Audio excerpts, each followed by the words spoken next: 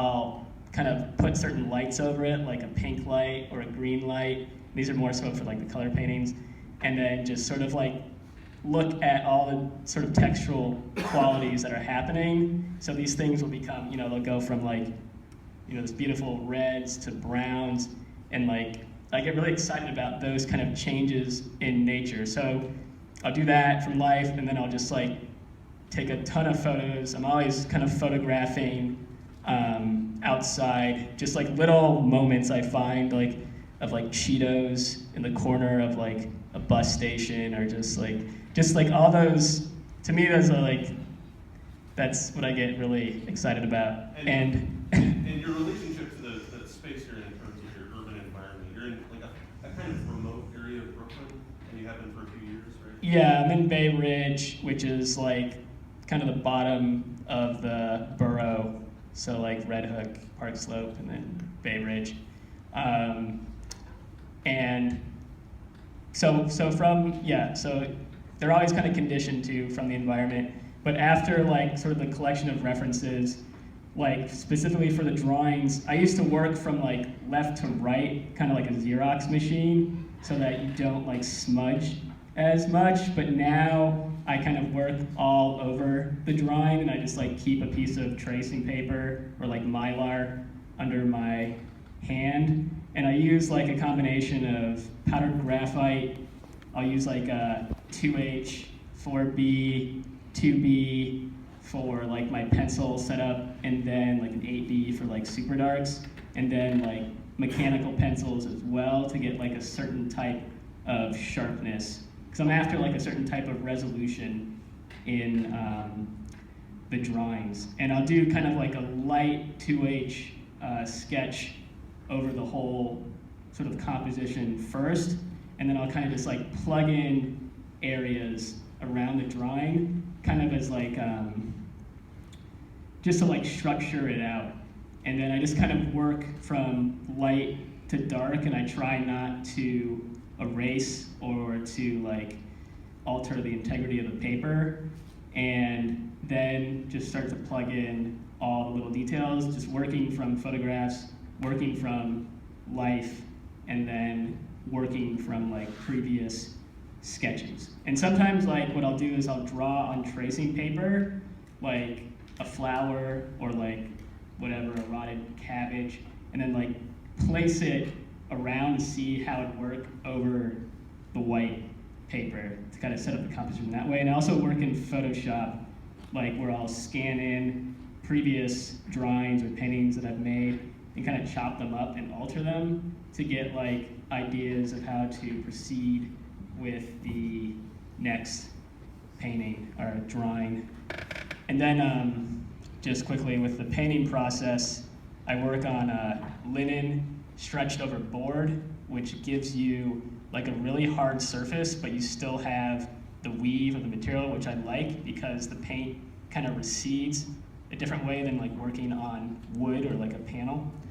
And I use just like linseed oil as the medium, and then again I work from like light to dark, and I also work with glazes.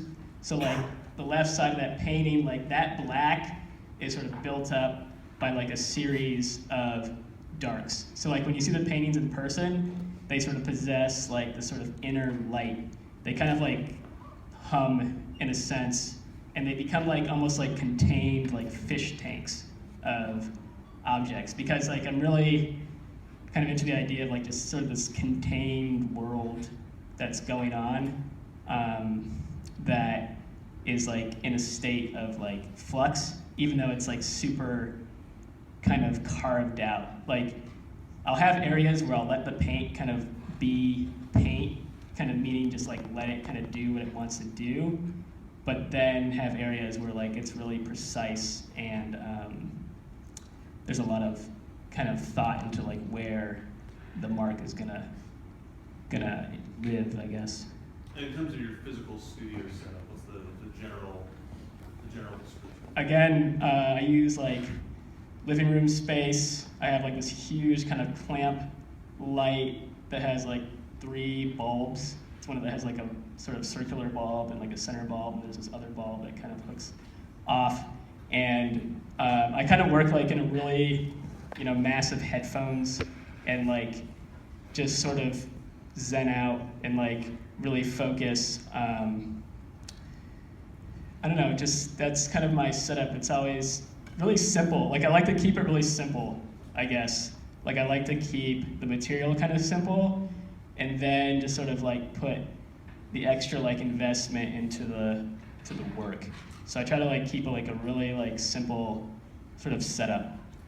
And on a week-to-week basis, maybe like what's a general studio structure like in terms of when you're getting hours, that sort of thing? Yeah, so I'm done teaching at like 3:34 every day, so I just, during the evenings, that's when I work, and I just try to keep the momentum. So I try to work at least 5 days a week and just treat it like another sort of job in a sense.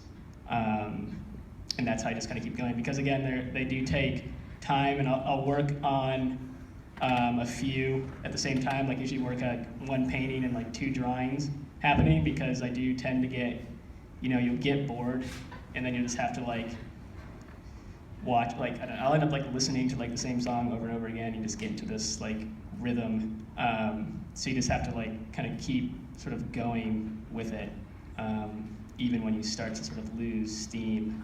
So that's kind of it's not like glamorous of like, it's not spontaneous. Like it's always sort of, like I like to sort of plan out and sort of have a goal of when something's going to be finished. So. Do you think that sort of? Sorry. Well, do you think that actually has anything to do with the going through Chicago, the images thing? Because there is a relationship to kind of working class, blue collar art practices, like at Hatchbeats. Yeah, I mean, I think like they were also against, sort of the blue chip gallery scene in the city of like having, and I think too, like in the 2000s, you have this, making paintings that could fit in like aircraft hangars. Like I sort of like a more, I don't know, like I feel like there's more personal like touch when you're sort of like closer to it. And I think that also goes into the content of like being really close to something. But it's not, but I don't always, I mean, I do like spontaneous work as well. Like I do a lot of sketching. Like I really enjoy just drawing itself. Like I do a lot of like goofy drawings as well. As a way of thinking. Yeah, as a way of like thinking through things. So I'm not like a perfectionist. Like this is just something that I do. It's like a way I've chosen to paint and draw, but I'm not like into like perfection of like things. So I don't know if that makes sense, but I do just a lot of just drawing.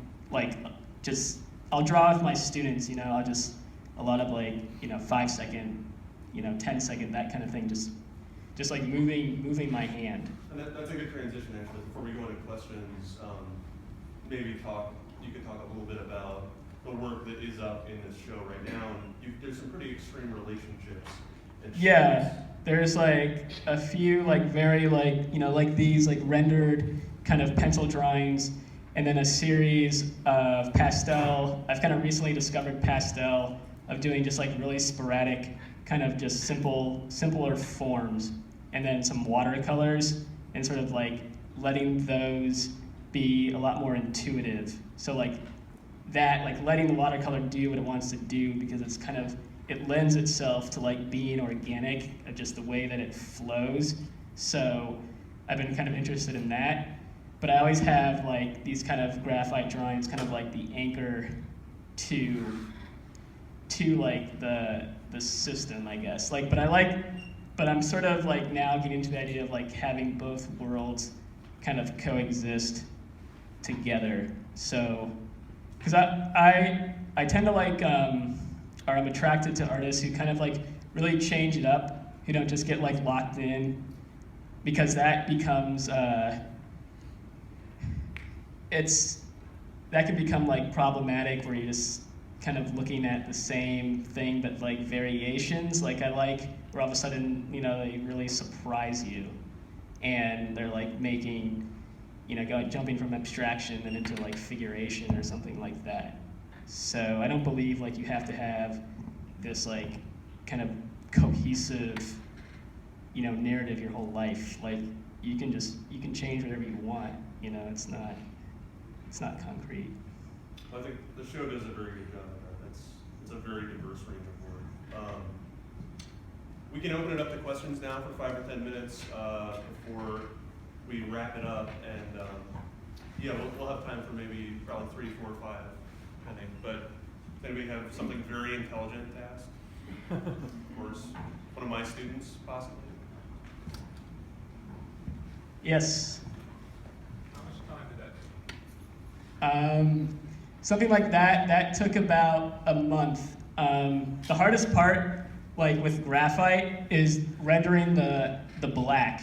So, because that's like hatching kind of over and over again, because I try to keep it consistent with the object. So like, if you use charcoal, the consistency kind of changes. So I like to try to keep it like all graphite. But, so yeah, I would say like about a month of work. But the scale is only like, it's like that big. It's like as big as like a head, basically. It's like a portrait. It's like a Cyclops portrait. But again, that's like, but I rotted, like I made that watermelon. Like I had it sitting out, and then I like, made that hole in it, and then I like glued that stick and that leaf to it. So like it existed. And then, as I'm drawing it, it just starts to like melt, It's cool. It's like, yeah, in my living room. So you like live with it. So it's just, it kind of, it like possesses you. I think it's worthy of noting also that you do have a wife also. Yeah, who lives with it as well. And she's an artist as well, which makes it easier because she's also strange. Another question? Do you have a follow-up? Yeah. So while decomposing, did that affect your process while decomposing to maintain the consistency? Yeah, actually, that's a good question. Because I get like attached to like a certain kind of like hole or like mold, like a certain section of it, and then that section's gone the next day. So I kind of have to like make up where things were. So like I get attached to it like in a certain variation, and then it changes, and then I just kind of have to like alter it. Yeah. So basically, it's a rendering of like a month-long decomposition of it decomposing, basically. And then there's like each section like different portions of when it's decomposing and when you drew it. And you might want to restate the question just in case. Yeah. Wait. Say that one more time. So, like what I'm staring at. Right. When you were working on each portion throughout that month, each portion is a different part of that month. Okay, so it's like it's each portion as it's decomposing is a part of that month. So like, is it kind of like a collage in a sense of like different moments? Yeah, definitely. Like that. There's like a tear that's kind of happening in the center above like the sticks. So like that was there, and then that tear totally just like peeled away. So like more of that sort of like darker area below the hole became exposed. So yeah, so like I'll just keep what I like and not change it too much. So yeah, it is almost essentially like a collage of like a fruit. And this is pretty common to other pieces as well. This isn't an isolated example. Right, yeah. Because I think like, again, like, but the relationship's like distant, so like I'm like a armchair scientist. Like if you asked me like what was happening, I'd give you this like vague answer and like not really semi-accurate. But so it's like that distance. I just like enjoy just the texture of it and like what it could like embody or what kind of like narrative could be attached to that. Yeah.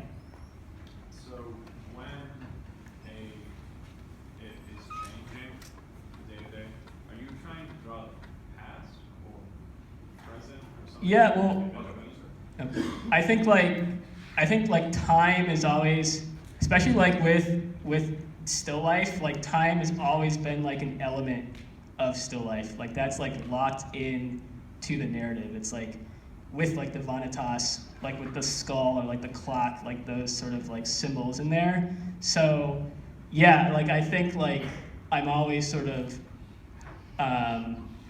drawing like some notion of time passing, and of course like that leads to like death. I think like it becomes heavy-handed when you're like, oh, my work's all about death, but like because that's just like so, that's like an easy kind of thing to go to, but definitely like time is always sort of a part of the work. And I think like painting just, I mean, yeah, it's all like the time it takes to make them and like the time it takes for things to change, and like I think that's just always sort of locked in there.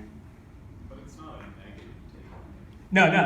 I like the idea of like time passing in the work, you know, and like how like, you know, my relationship to that watermelon and the way I saw it is, you know, you'll never like know what that watermelon looked like. So like it's, and how I like translate it, I guess, like once you like take it away and then it's just locked in time into that drawing, you know, so you just get like this one kind of snapshot. But also to kind of reiterate time, like I like the way I want my work to be viewed is like kind of like a slow read. So that's also a part of it, is like the time like reading the drawing, because there's a lot of like little moments to kind of take in. So I think like I hope that like translates as well, of just like the time, because I think that's the thing, you know, I don't want to go into like a phone spiel, but like, you know, how quickly we process so much information. Like I try to like really have moments of like slowness. Like all these works I would, like if they were like kind of sentient beings and were like living in this space, like they'd be like really slow. I listen to like a lot of ambient music too, so it all like that's just kind of like the space. This is, in a lot of ways, this is the content of your work. It's right on some level. Yeah, I think like time is, that's also an obstacle, is just because the output is slow, that's something I have to work with, because it's hard to like, you have to like figure out how that's gonna work for your life. Like, because you have I gotta feed my son, and I have to go to work, and I have to, you know, go to sleep, and I have to do all the things that life requires. So these are like, I have to figure out strategies to like fit this into my life, and all artists have to kind of figure that out for themselves. It's like you have your responsibilities, and then you have your practice to try to manage. We have time for one or two